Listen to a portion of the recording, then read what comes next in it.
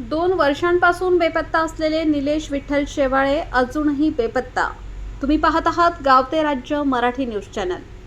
नाशिक जिल्ह्यातील नांदगाव तालुक्यातील जामदरी येथील रहिवासी निलेश विठ्ठल शेवाळे हे गेल्या 2 वर्षांपासून बेपत्ता असून त्यांच्या कुटुंबियांची चिंता दिवसेंदिवस वाढत आहे.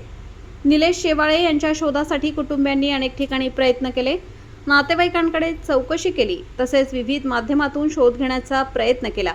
तसेच नांदगाव पोलीस ठाण्यात तक्रार दाखल केली आहे. मात्र अद्याप त्यांचा कोणताही ठाव ठिकाणा लागलेला नाही. घरातील आई, वडील, पत्नी आणि लहान मुले आजही त्यांच्या परतीची वाट पाहत आहेत. कुटुंबियांवर मोठे मानसिक आणि भावनिक संकट ओढवले असून निलेश विठ्ठल शेवाळे हे कोणासही आढळून आल्यास किंवा त्यांच्याबाबत कोणतीही माहिती असल्यास कृपया 92 70 97 60 27 या मोबाईल क्रमांकावर तात्काळ संपर्क साधावा, असे आवाहन कुटुंबियांच्या वतीने करण्यात आले आहे. गाव ते राज्य मराठी न्यूज चॅनलच्या माध्यमातूनही नागरिकांना सहकार्य करण्याचे आवाहन करण्यात येत आहे. संपादक विजय धामणे, नांदगाव, नाशिक.